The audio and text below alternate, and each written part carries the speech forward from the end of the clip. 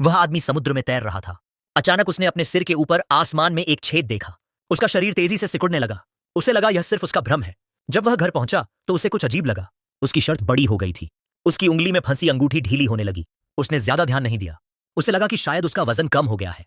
लेकिन कुछ दिनों बाद उसने पाया कि वह न सिर्फ पतला हो गया है, बल्कि उसकी लंबाई भी कम हो गई है। वह जल्दी से अस्पताल जांच के लिए गया।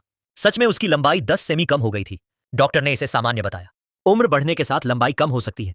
शरीर में कोई दिक्कत नहीं थी। आदमी कुछ दिन आराम करता रहा। एक शाम जब वह नहा रहा था, उसकी शादी की अंगूठी गिर गई। अब उसकी पत्नी को भी कुछ गड़बड़ लगी, क्योंकि अब वह अपनी पत्नी से भी छोटा हो गया था। उसकी पत्नी ने उसे पूरी जांच के लिए भेजा।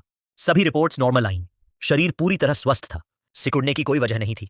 लेकिन इस जांच के बाद उसका शरीर जैसे किसी स्विच की तरह तेजी से सिकुड़ने लगा। सिर्फ एक हफ्ते में वह आधा रह गया। आधे महीने में वह लगभग 20 सेमी का रह गया। अब वह इतना छोटा हो गया कि लोगों की नजरों से गायब होने लगा। उसकी पत्नी और बेटी भी धीरे धीरे उसे नजरअंदाज करने लगी। एक दिन उसकी पत्नी कुछ लोगों को घर लाई। वह डरकर भाग गया और बिस्तर के ऊपर छिप गया। वह बहुत गुस्से में था। उसकी पत्नी भी परेशान थी। आदमी अब न तो काम का रहा, न ही पहले जैसा।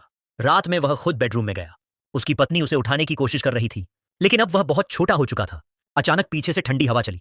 घर की बिल्ली ने उसे चूहे की तरह समझ लिया। वह डरकर छिप गया। भागते भागते वह घायल हो गया। उसने खुद को बचाने के लिए सुई उठा ली और बिल्ली से लड़ने लगा। घबराहट में वह दीवार की दरार में घुस गया। बिल्ली ने उसे पकड़ने की कोशिश की और वह नीचे गिर गया। वह बेसमेंट के कूड़ेदान में गिरा। सौभाग्य से प्लास्टिक बैग में गिरने से उसे चोट नहीं आई। उसने अपनी पत्नी को उसे ढूंढते हुए सुना। वह जोर से चिल्लाया, लेकिन अब उसकी आवाज मच्छर जैसी हो गई थी। उसकी पत्नी सुन नहीं पाई। पत्नी ने खून से सनी उसकी शर्ट देखी और सोचा कि बिल्ली ने उसे खा लिया है। वह बिल्ली को मारने की सोचने लगी। आदमी बहुत परेशान था। उसने कूड़ेदान से बाहर निकलने का रास्ता ढूंढा। उसे एक छेद मिला और वह बाहर निकल आया। अब उसके लिए मकड़ी भी एक खतरनाक जानवर बन चुकी थी। उसने छिपने के लिए एक कागज का डिब्बा चुना। थोड़ी मेहनत के बाद उसने उसमें छेद कर लिया और खुद को सुरक्षित किया। उसे खाने के लिए चूहे के जाल से केक मिला। अब वह उसी से अपना पेट भरने लगा। एक दिन उसने बाहर आवाज सुनी। उसने लोहे की छड़ से आवाज करने की कोशिश की, लेकिन कोई सुन नहीं पाया। एक बड़ी मकड़ी उसका पीछा कर रही थी। वह मछली घर में कूद गया। अब उसका शरीर इतना छोटा हो गया था कि वह पानी में सांस ले सकता था।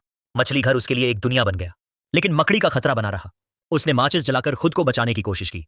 फिर उसने वेंटिलेशन के रास्ते से बाहर निकलने का फैसला किया।